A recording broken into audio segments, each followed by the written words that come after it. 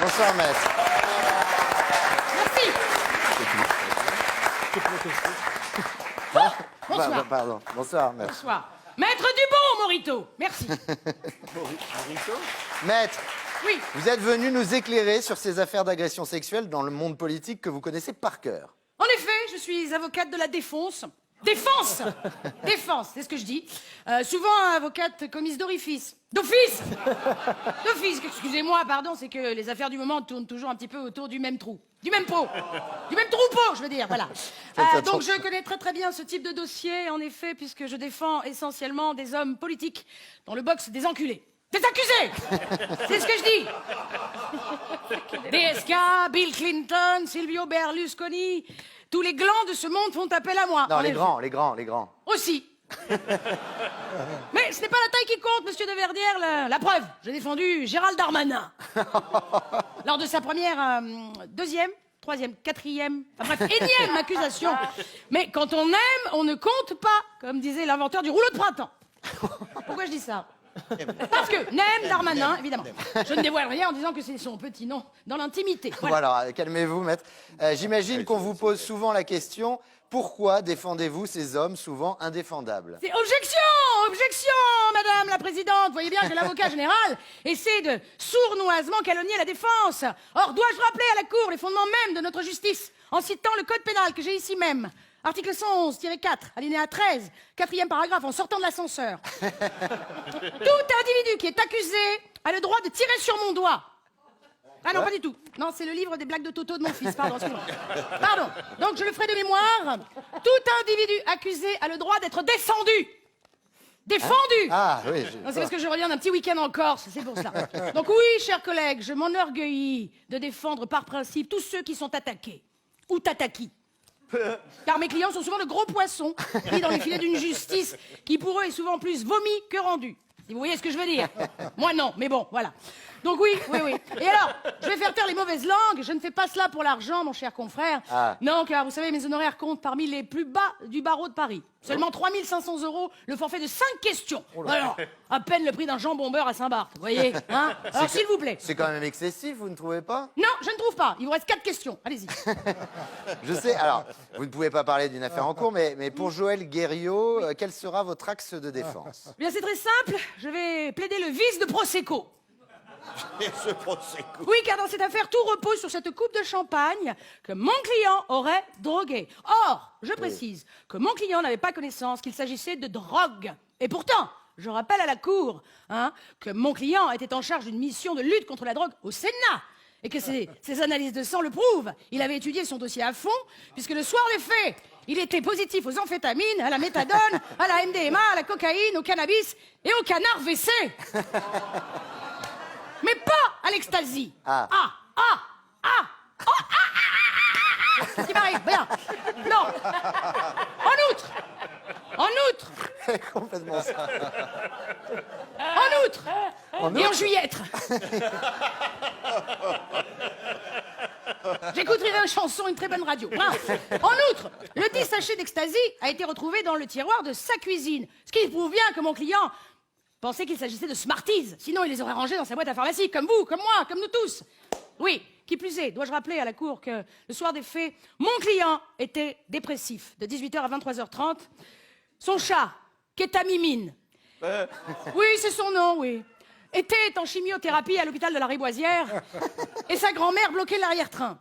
Ou l'inverse. Mais bon, d'ailleurs, nous écouterons tout à l'heure le témoignage poignant du chat tant aimé, recueilli quelques heures avant son départ vers la mort. Voilà. Voilà, ben oui. C'est bouleversant, merci. Merci beaucoup, voilà. Ça suffit. Bien. Enfin, je procéderai à une reconstitution qui auront l'allure d'une preuve irréfutable de son innocence.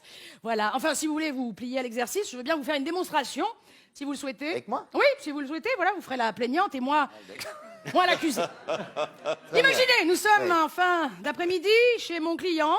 La plaignante attend, lascive, sur le fauteuil, lascive. Sur le fauteuil du salon, évidemment, en écoutant une version unplugged de Tu veux mon zizi de Francky Vincent. Dont mon client est un fan de la première heure. Ce n'est pas un crime, que je sache. Voilà. L'ambiance. Oui, vous n'avez pas idée, c'est pas fini. L'ambiance est détendue, chaleureuse. puisque mon client a pris soin de monter le thermostat du salon sur 39 degrés. C'est chaud, là. Absolument.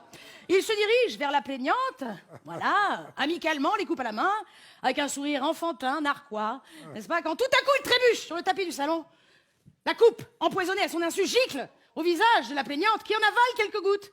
Avaler quelques gouttes. C'est dans le show business, ça se voit. Voilà. J'ai fait des études quand même pour en arriver là, ouais. Dans la manœuvre, mon client perd ses lentilles de contact.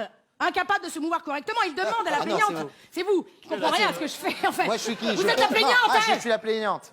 Mon Dieu, qu'il est bête. Bien. Demande à la plaignante de l'aider à retrouver ses lentilles de contact. Elle s'exécute, se penche en avant. Penchez-vous bien en avant, penchez-vous. Voilà. Bah, dis donc, oh! Attention, Pas très hein. souple, tout ça. Mieux. Énième coup du sort, mon client glisse sur une peau de ça banane. Écoutez ce que je dis. Non, Énième coup de- attention, hein. Attention, hein. Attention à ce que vous faites. Faites-moi confiance. Énième coup du sort. J'ai Il été glisse sur une baptisé. peau de- Il glisse sur une peau de banane. Glisse. Tentant, branlant. Branlant, mon client essaie de se rattraper à la jupe de la plaignante, qui, sous la pression, évidemment, craque. Mon client, se relevant, fait péter les bretelles de son pantalon, il se retrouve le pantalon sur les genoux. Il ne porte pas de slip, car je rappelle que le soir des faits, le pressing où il avait l'habitude de laver ses caleçons est fermé. Gêné par la situation, il tente d'enfiler ce qui lui tombe sous la main. Ah non! Ah non! Le destin voudra que ce soit la cliente. Ah non, non! Oh, dis donc! Voilà, non. merci. C'est crédible, hein? C'est crédible. Non, franchement. C'est très crédible, hein? C'est pour la justice. S'en est suivi, évidemment, le quiproquo qui a fait la une de tous les médias. Voilà, vous le constaterez, cher juré, que je suis crevé, que toute cette affaire, dans toute cette affaire, mon client, en réalité, n'est qu'une victime des événements. Voilà, Oui. c'est pour cela que je Oui. plaiderai la Rolex. Non, la relax. Parce que la Rolex, je l'ai déjà. Alors, toutes ces affaires sexuelles donnent quand même une très mauvaise image des politiques dont on attend l'exemplarité. Comment expliquez-vous ce phénomène, maître? Eh bien, comme disait Dominique Strauss-Kahn, les marins, c'est une femme dans chaque port. Les politiciens, c'est un port dans chaque femme. Car, monsieur de Verdière, sachez que derrière l'homme politique se cache souvent l'homme politrique. Et souvent, les élus ont tendance à confondre élection et érection. Mais, bien sûr, heureusement, j'ai tout fait. Évidemment, j'ai fait tout le champ lexical. Ah, évidemment, il y a toujours, et heureusement, des Oui. hommes vertueux et que seule la probité habite. Bien sûr. Ouais. En un seul mot, habite, évidemment. en manquait une. Gérard Larcher, pour ne pas le Ça, nommer. c'est vrai. Oui, tout à fait, qui lui n'a jamais sauté personne, et surtout pas un repas.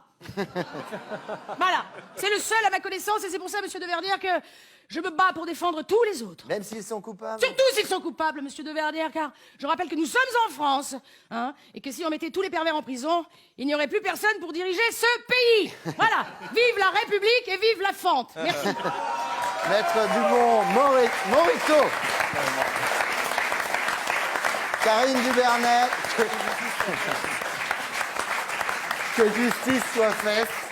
Karine Dubernet, Perlimpinpin à Marseille le 9 décembre, à Paris les 23 et 30 décembre à l'Apollo Théâtre, à Sifour, près de chez moi le 19 janvier et à Cournon d'Auvergne le 2 février. Et Souris pas, c'est son autre spectacle, à Lyon le 27 janvier et à Bordeaux le 9 février. Ouais.